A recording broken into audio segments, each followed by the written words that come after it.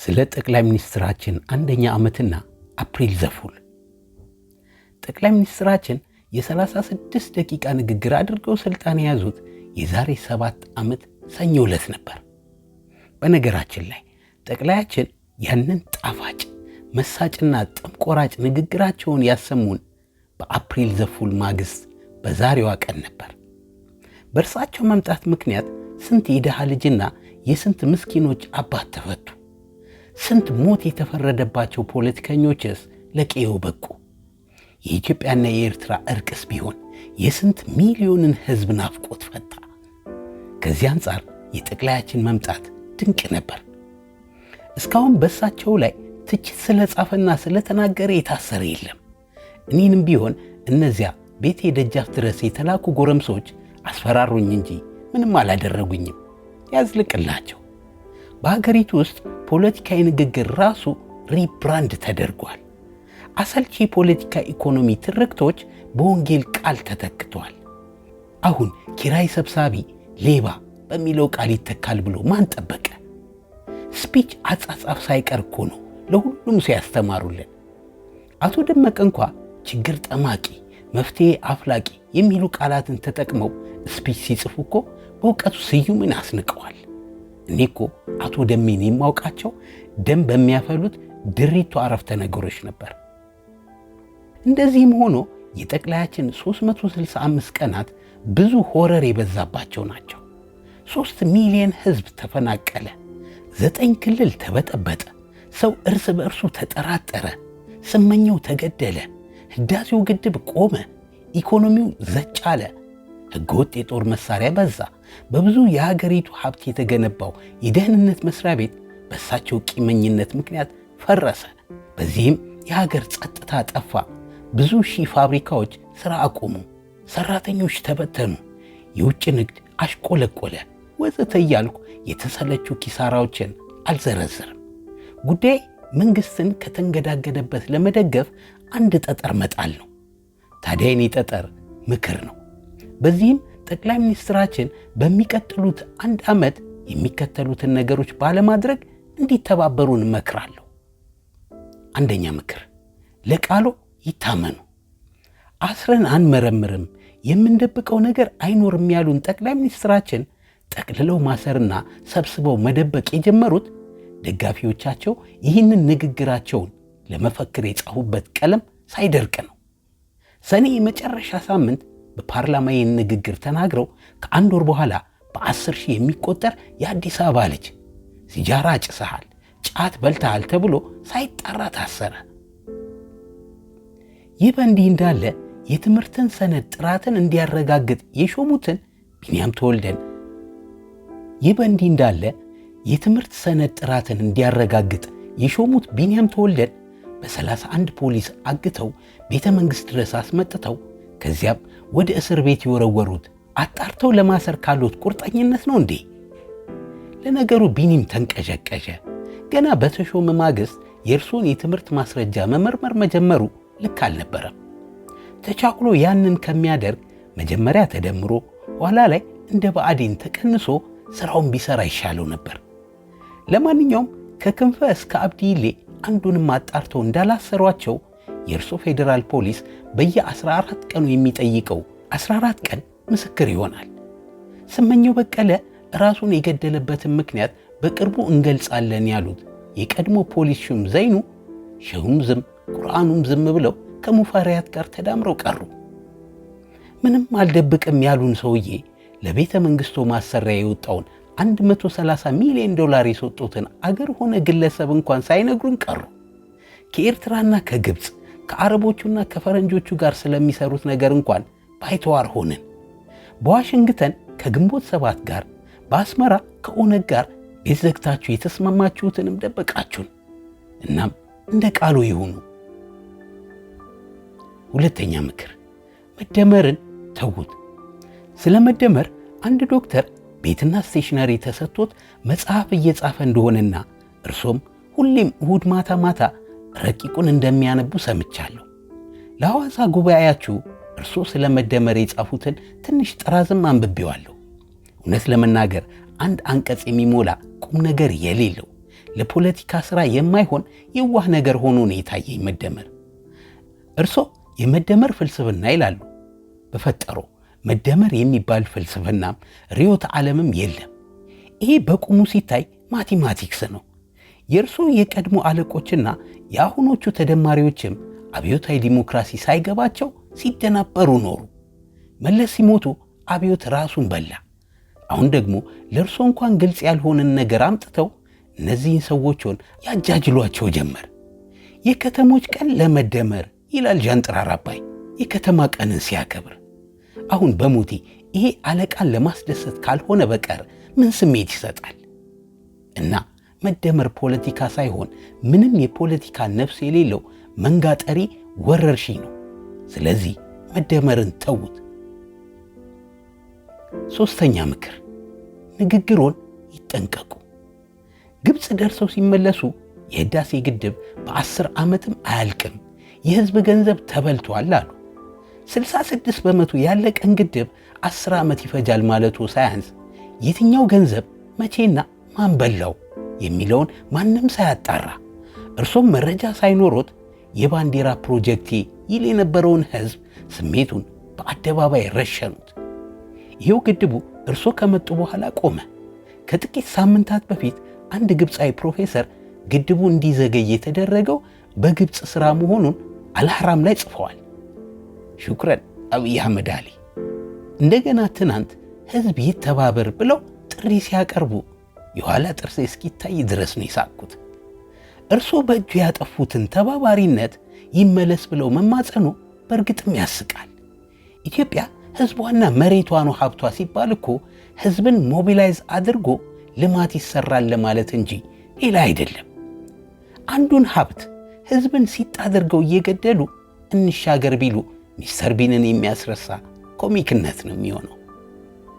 ሌላ ጊዜ ደግሞ ዩኒቨርሲቲ መምህራንን ሰብስበው ድሃ ምን ሉዓላዊነት አለው ብለው የኢትዮጵያን ሉዓላዊነት ያጣጣሉት ዕለት ነው ወገቤን ቁርጥ ያደረጉት። ጠቅላያችን የፖሊሲም ሆነ የሀገራችን ሉዓላዊነት የማያስጠብቁልንንና ስለ ግዙፍ ጽንሰ ሐሳብ ሶቨርኒቲ ያላቸው መረዳትም ምንም እንደሆነ ገብቶኝ ቆዝም ያለው የሉዓላዊነት መለኪያ ድህነት እንዳልሆነ ብቻ ልጥቀስና ልቶ አብቹ እንኳን ባለ 3000 ዓመቷ ጦቢያ ትናንት የተፈጠረችው ደቡብ ሱዳንም የማይናቅ ሉዓላዊነት አላት። የቀን ጅብና ጸጉረ ልውጥ የሚሉት ንግግሮችን ግን የታሪክ ወዳጆ እና አበባው አያሌው በደንብ የከተቡት ይመስለኛል። በዚች ንግግሩ ስንቱ ተወገረ፣ ስንቱ ተገደለ፣ ስንቱ ተዘለፈ፣ ስንቱ ተዋረደ። ሰኔ 16 ሰልፉ ይቅርቡ የጸጥታ ችግር አለ ተብሎ ሲመከሩ እምቢ ብለው ሰልፉን አካሄዱ። ሰዎችም ተጎዱ። እርሶም በብርሃን ፍጥነት ቴሌቪዥን ላይ ቀርበው የትኛውም ተቋም ምንም መረጃ ሳይሰጡት ሰው መሞቱንና ጉዳዩ የተከናወነውም ረጅም ልምድ ባላቸው ሰዎች እንደሆነ ነገሩን። አስገራሚው ነገር እርሶ ይህንን ሲናገሩ አንድም ሰው አልሞተም ነበር። የሀገሪቱ ሕዝብ ፈሪሃ እግዚአብሔር ባይኖረው ኖሮ አጫርሰውን አጨፋጭፈውን ነበር። ቀጥለው እነዚያኑ ችግር እንደሚኖር አስቀድሞ የመከሩትን ሰዎች አፋፍሰው አሰሩ። ሰሞኑን በአንድ ስብሰባ ላይ የትግራይና የአማራን ግጭት ለምን እንደማይፈቱ ሲጠየቁ የሰሜኑ ኢጎ ከባድ ነው ብለው መላ ሰሜኑን ራስ ወዳድና የሚታበይ አድርገው መናገሩን ስሰማ የማልጠብቀው ስላልነበር አልደነገጥኩ እና የሀገር መሪ በመሆኑ ቃላት ላይ ይጠንቀቁ። አራተኛ ምክር፣ እርስ በእርሱ የሚጣረስ ንግግር አይናገሩ፣ የመርህ ሰው ይሁኑ። ብዙ እርስ በእርሱ የሚጣረስ ንግግር ተናግረዋል። የአንደኛ ደረጃ መምህራንን የሰበሰቡ ዕለት 23ኛው ደቂቃ ላይ ኢትዮጵያን ያቆሙ ብዙ ሚስማሮች አሉ አትፈርስም ብለው 58ኛው ደቂቃ ላይ ደግሞ እና አብዲ ኢሌ አገር ሊያፈርሱ ሲሉ ደረስኩባቸው ይሉናል። ቀድሞ ነገር የማትፈርስ ሀገር ከሆነች አንድ አብዲ ኢሌ የተባለ ሰው ምን አይነት ግሬደር ቢሆን ነው በአንድ ቀን የሚያፈርሳት?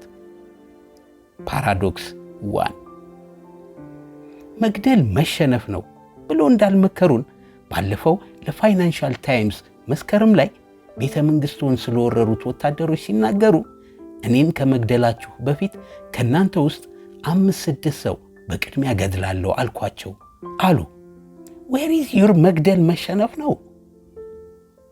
ፓራዶክስ 2 27ቱ ዓመት ጨለማ ነው ካሉ በኋላ በ27ቱ ዓመታት ውስጥ ቻይና አሳድጋ የብርሃን አክሊል አሳይታናለች ብለው ለሺኗ ተናገሩ። ፓራዶክስ 3 የቀድሞ አለቆቹን በአደባባይ እንዳላወገዙ የሐዋሳውን የኢህአዴግ ጉባኤ ሲከፍቱ የወይፈኑን ጉልበት በበሬው ብልሃት አግዘን እንጓዛለን አሉ። ፓራዶክስ 4 ኢትዮጵያ ማዕፀነ ለምለም ነች፣ የዚች ሀገር ሴቶች ከቃል በላይ ናቸው ብለው ከነገሩን መንፈቅ ሳይሞላዎት በእርቅ ኮሚሽኑ ላይ ሴት አነሰ ብለው ምክትሎ ቢጠይቁ ያሉትን ሴቶች ሚኒስትር አደረግናቸው ከየት እናምጣ ብለው የሀገሪቱን ሴቶች በአደባባይ አሳነሱ። ፓራዶክስ 5 ብዙ መዘርዘር ይቻላል፣ ግን በቃ ባጭሩ ምክር ፕሪንሲፕልድ ሁኑ የሚል ነው። 5ኛ ምክር አይታበዩ። ጆሴፍ ስታሊን የጦር ስትራቴጂስት አልነበረም፣ ግን የመከላከያ ሚኒስትሩ ቮሮሽሎቭ የነገረውን ለወታደሮቹ ይተነትንላቸዋል፣ እነሱም ይደነቁለታል። የሶቪየት ፕሮፌሰሮችንም ሰብስቦ ያስተምራል። እኔ እያለ ነው የሚመክራቸው። ያኔ ያወቀና የተመነጠቀ መሰለው፣ አገሪቱንም ጨምድዶ ገዛት። እርሶም ዘፋኙንም ፊልም ሰሪውንም ሚኒስትሮቹንም ፕሮፌሰሮቹንም ዲፕሎማቶችንም ሰብስበው ሲያስተምሩ በዘርፉ ከእርሱ የላቀ ዕውቀት ያላቸው ሰዎች እንዳሉ ያስቡ። ለሚያስመዘግቡት ስኬት ሕዝብና ባልደረቦቹ ተባባሪ መሆናቸውንም አይዘንጉ። እኔ ብቻ አይበሉ። ባለፈው ለፋይናንሻል ታይምስ ለተጠየቁት 16 ጥያቄ 26 ጊዜ እኔ ብለዋል። ኢትዮጵያ የሚለውን ቃል የጠሩት ግን 2 ጊዜ ብቻ ነው።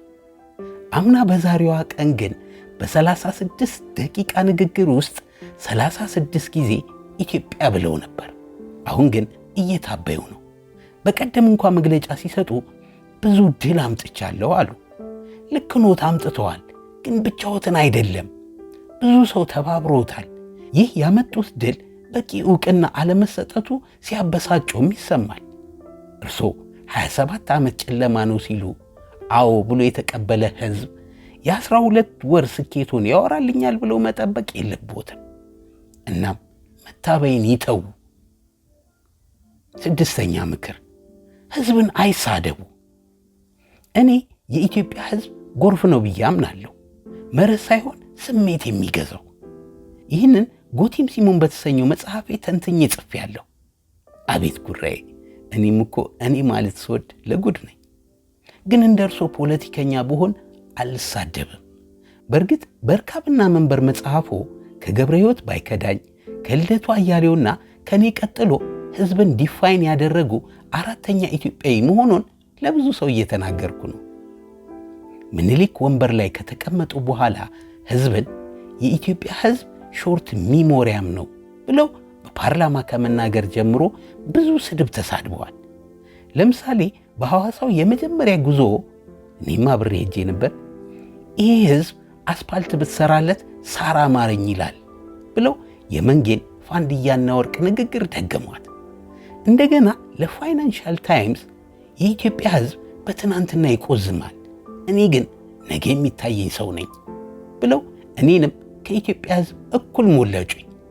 ወጥ ሰሪዋ ሁሉ ተንታኝ፣ ታክሲ ነጂው ሁሉ ፖለቲከኛ ሆነ ብለው የተናገሩት ደግሞ መምህራንን ሰብስበው ነው። እናም ሕዝብ መሳደብ ጥሩ አይደለም። ዩ አር ፖለቲሻን ማይ ፒኤም። ከዚህ በላይ እንዳልመክር ይሄ ሕዝብ እርሶ ሲተቹበት አይወድም። እናም በድጋሚ ላረጋግጥሎ በአሁኑ ወቅት ለማ መገርሳ ራሳቸው የኔን ያህል አይወዱትም። ሁሉም አጨብጫቢ እንጂ መካሪ የለም። እናም ብልህ ሰው ከታናሹም ቢሆን ይማራልና ስሙኝ። ያየ ሰው ሽመልስ